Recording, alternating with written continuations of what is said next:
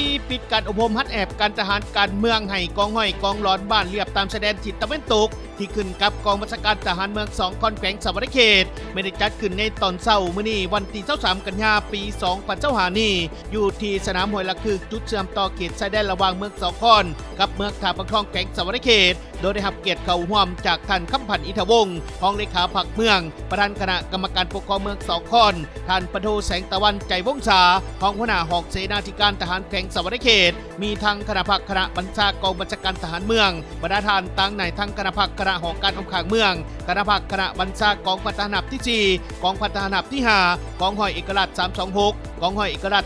327ตั้งในทางคณะพักคณะบัญชากองบัญชาการทหารเมืองท่าปะคองมีทางคณะพักคณะกลุ่มบ้านทั้ง6กลุ่มบ้านคือกลุ่มบ้านที่3กลุ่มบ้านที่4กลุ่มบ้านที่5กลุ่มบ้านที่7กลุ่มบ้านที่8และกลุ่มบ้านที่9พร้อมด้วยคณะพักคณะบ้านที่อยู่เรียบตามชายแดนตลอดทอดบรรดาคู่ฝึกที่มาจากแขวงและเมือง2คอนพร้อมด้วยกำลังกองห้อยกองร้อนในบรรดาบ้านเป้าหมายที่อยู่เรียบตามชายแดนได้เข้าร่วมอย่างพร้อมเพรียงซึ่งในพิธีปิดสุดอบรมฮัดแอบการทหารการเมืองในครั้งนี้แม้ได้มีการรับชมการแสดงการซ้อมรบของกำลังกองห้อยกองร้อนบ้านในรูปแบบต่างๆเช่นด้านศิลปยุทธ์ยุทธวิธีระเบียบแบบแผนเพื่อเป็นการปฏิบัติตามแผนการอบรมฮัดแอบทฤษฎีและภาคปฏิบัติตัวจริงพร้อมนี้ท่านคำพันธ์อิทวงศ์ประธานคณะกรรมการปกครองเมือง2คอนพร้อมด้วยบรรดาท่านแขกทุกภาคส่วนยังได้ร่วมกันยิงลูกปืนแท้ในสนามน้ำอีกด้วยโดยตามการรายงานจากท่านประตูคำใสหลวงพลหัวหน้าการทหารกองบัญชาการทหารเมือง2คอนแขวงสวรรณเขตได้ให้รู้ว่าการอบรมฮัดแอบการทหารการเมืองให้กำลังกองห้อยกองร้อนบ้านเรียบตามชายแดนทิศตะวันตก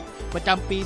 2025ของกองบัญชาการทหารเมือง2คอนในสุดนี้แม้นเพื่อสร้างความชำนิชำนาญให้แก่ทันแถวกำลังกองห้อยกองร้อนบ้านสามารถกำได้ทางด้านทฤษฎีและหลักการเพื่อนำใส่เข้าในเวียกงานตัวจริงมีความพร้อมในการนำใช้อาวุธยุทโธปกรณ์หาประกันได้เมื่อมีสภาพเกิดขึ้นโดยการอบรมแม้นจะรวมอยู่2ภาคใหญ่คือภาคการเมืองและภาคการทหารโดยได้ใส่ระยะเวลาของการอบรมทั้งหมด8วันซึ่งมีกำลังกองห้อยกองร้อนบ้านเป้าหมายเข้าร่วมอบรมฮัดแอบทั้งหมด103สหายซึ่งในโอกาสที่มีความหมายความสำคัญนี้ท่านคำพันธ์อิทวงศ์ประธานคณะกรรมการปกครองเมือง2คอนยังได้มีทัศนะคำเห็นเน้นหนักให้กับบรรดาไอ้น้องกำลังกองห้อยกองร้อนบ้านที่ได้ผ่านการอบรมฮัดแอบการทหารการเมืองในครั้งนี้แม้นให้นำเอาความรู้ความสามารถที่ได้เรียนมานำใส่เข้าในเวียกงานตัวจริงในท้องถิ่นของตนเพื่อสร้างความเข้มแข็งหอบด้านเพื่อต้านและแก้ไขปรากฏการณ์หย่อต้อนต่างๆที่เกิดขึ้นในขอบเขตความรับผิดชอบของตนให้มีความสงบโดยพื้นฐานและพร้อมนี้ท่านคำพันธ์อิทวงศ์ประธานคณะกรรมการปกครองเมือง2คอน